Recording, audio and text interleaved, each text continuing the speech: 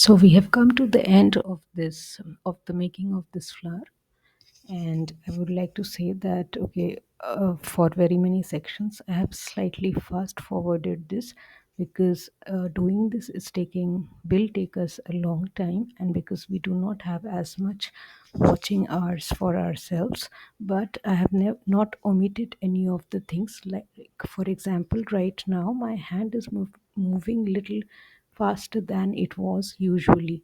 Okay, so 0.25 increase is there in the speed of the videos, so that you can easily see and understand how it is going, and you can replicate the movement of my hand or the shapes which I am creating. So it is easily seen when we can fast forward the video, slightly fast forward, which is what I have done, so as to reduce our viewing time, and so that you can create it on your own, all the better. And some of the areas where I have not uh, done the video is where I'm drying it with my hair dryer, because it has been quite humid here, and I thought that let me dry it out with hair dryer.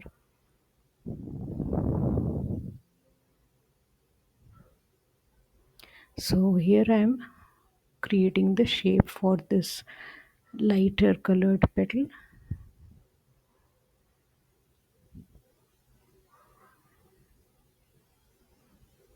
and it is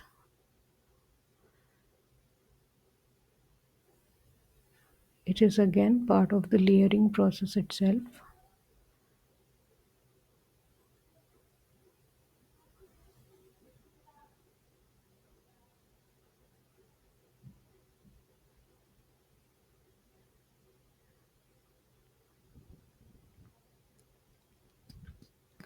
By the time that part will dry out a bit, I can do some darkening in the lower petals as well.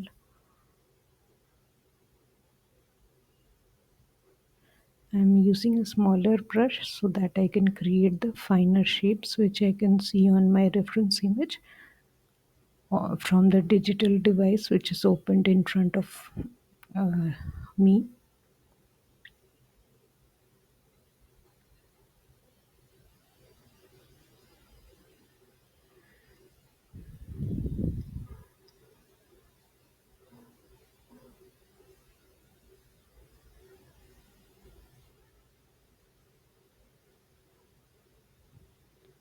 So I will also darken this area.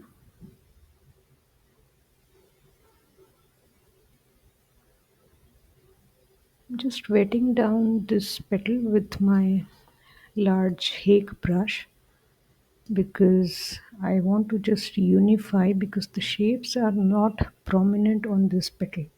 So even though I have just painted it, I don't want the prominence of those shapes. So I have applied a thin glaze of water. Now I'm taking orange color for this my top petal. I'm taking a thinner version of orange.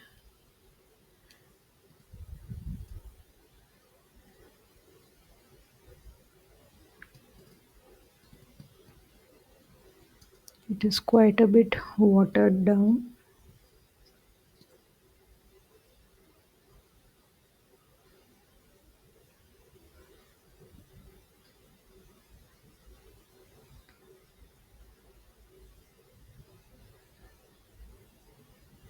Applying the same in these sections also, and then using some water to blend the edges.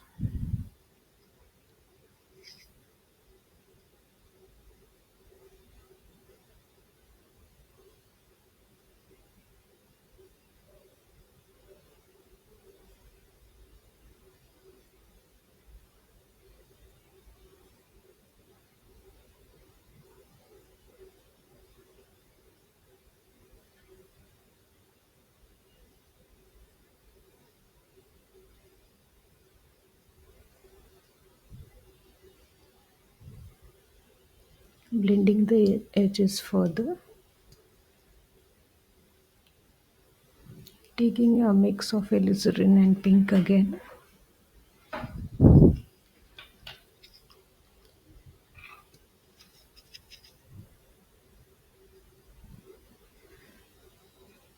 and creating the shapes as I see on my reference image. Okay, while I was doing this workshop, somebody asked me a very important question, which I want to bring to the notice right here as well. Um, that was not asked during the workshop, it was just messaged to me on my WhatsApp. Okay, so the question is that I am creating this flower. When I am creating it, it is looking slightly different, but when they are creating it, it is not looking similar. The reason is because the proportion of the color which you are mixing could be different. If you are mixing a proportion of color or taking even your watery consistency, if it is even more watered down than what I am using, your petal, even after doing it substantially, will look slightly lighter than mine. However, if you are using a darker, thicker consistency of paint, yours will look darker than mine. So that is the reason. So if it is lighter, then you can go with one or two more layers. Or and if it is darker, then you can let it be.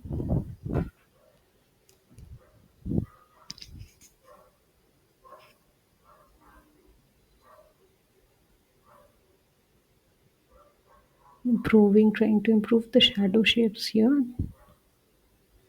There are shadows within shadows, shapes within shapes. Using pink here, quinacridone magenta from Magello Gold.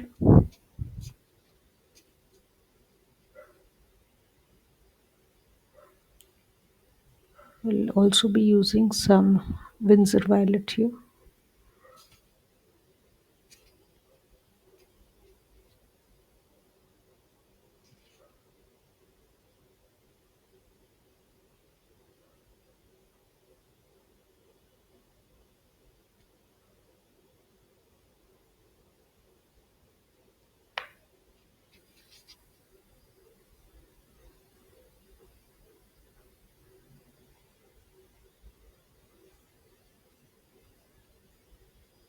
There is a curve in this petal which is curved equally on both sides of the petal. The petal is reaching out towards the top sepal and towards the bottom sepal as well. And on both of these sides, there is a fluffiness to it. There's a protruded, it'll look like a bulge.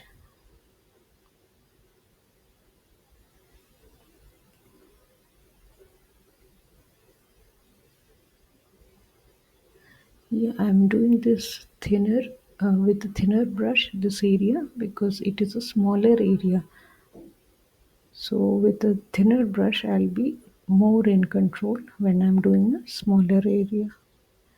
This is a matter of principle, which if applied here, I'll get the better results, and if it is applied anywhere else also, you'll get the similar results, which is the right results. I have opened my rose on my phone and I've kept it on the right side.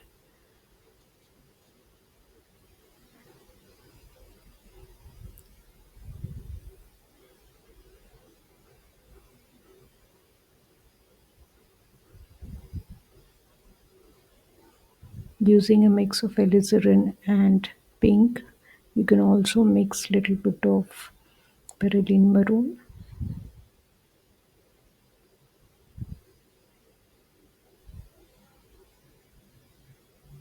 This entire petal will need a layer of glazing at the end, which is just doing a wet on dry wash of blue or violet, which could be any of the blues basically.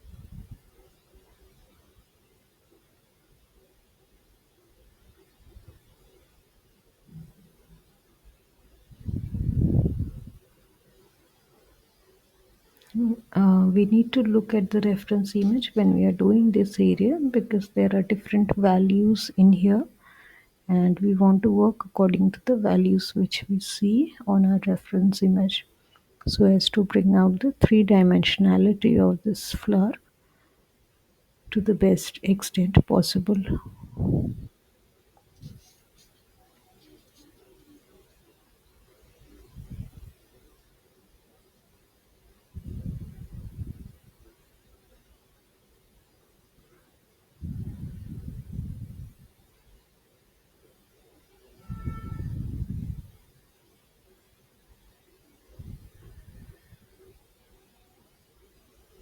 If you're watching this on a mobile, you can, expand the screen and look at that particular area which is being worked upon. Right now, I'm just watering down the upper lighter, relatively lighter petal with clean water.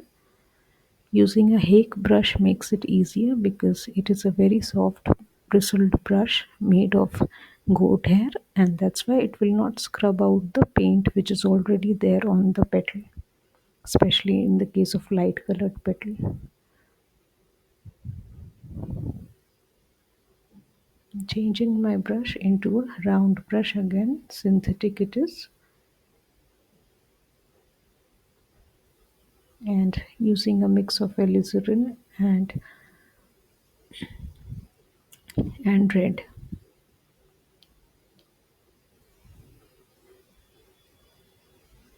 working on the areas which are the shadow areas.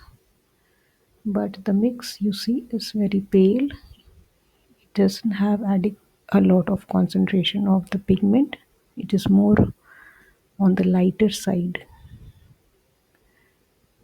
because alizarin, if you thin it down, it will go towards the pink side, which is what it is here.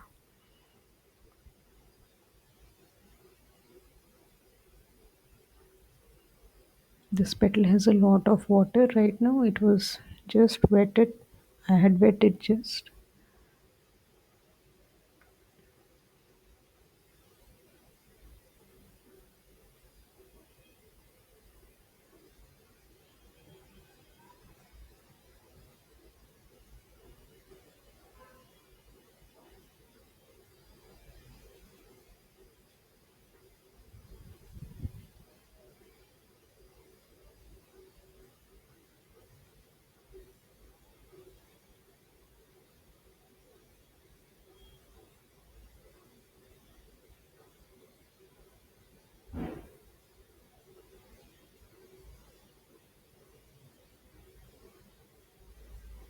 There's a thin shadow shape here, and it is in a darker color.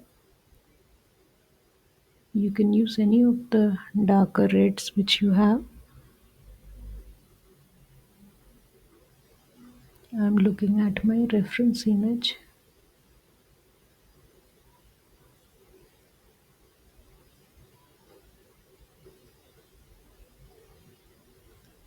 Because the line drawing is completely gone, so I'm taking time as to how and where should I put out the image of the shadow.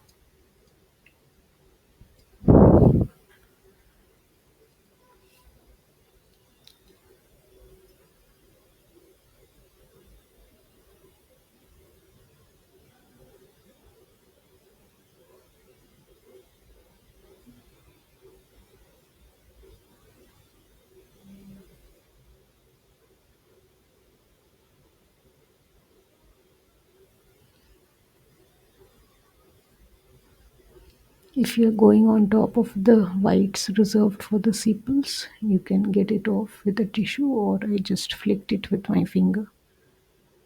And now I'm just taking off some water from where the petal was wet. It has started drying up.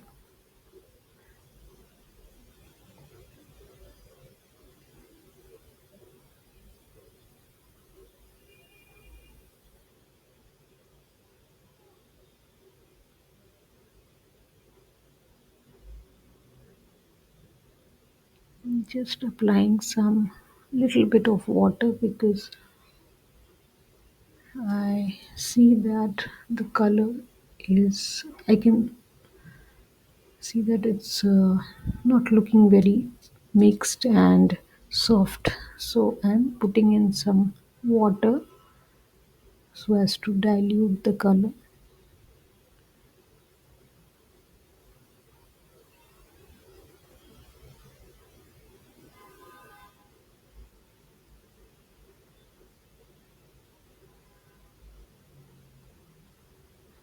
But I don't want to overdo that part. Okay, so let it dry out and we can wet down the next relatively lighter petal with my Hake brush and clean water, and creating now a mix of alizarin crimson permanent with my pink quin magenta, which is from Magello Gold. These areas I have actually fast forwarded so you can see my hand moving so fast, which is not the case when I'm, you know, doing otherwise.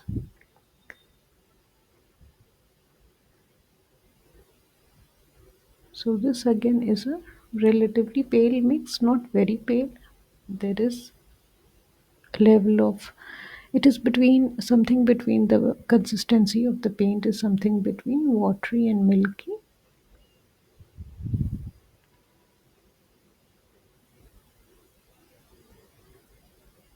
Putting in some color in the corner of this sepal because light is not reaching this area, and if it is spreading far too much, which it was, so I'm just redistributing because on the petal itself I'm redistributing because there was water already,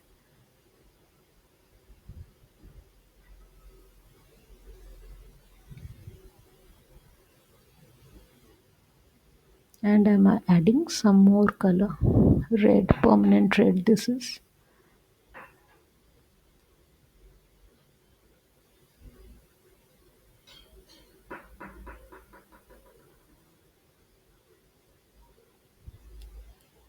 When we are doing smaller tinier edges we can go a bit slow, like now I am,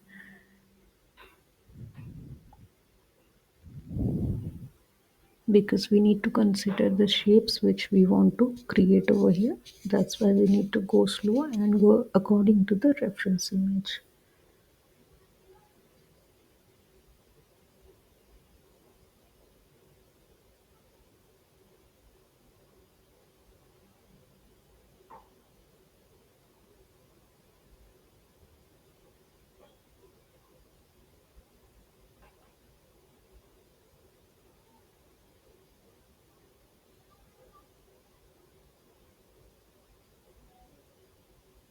Using some orange here because this, at the place where the flower is sticking, the petals are sticking to each other in the central area, there is again a curve, which is what I'm trying to create, a bent area.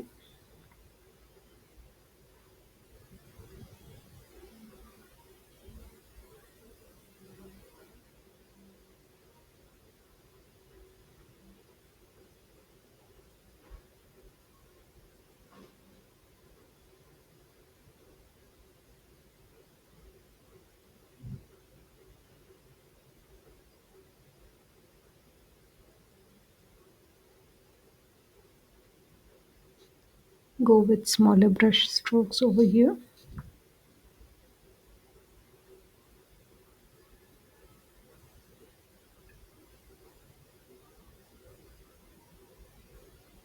Taking some of the yellow color and applying it on the edges of the sepals, and I'll be doing that for all the green sepals. There's a thin boundary sort of which I have left, and I'll be using this yellow color, lemon yellow, for all of the sepals.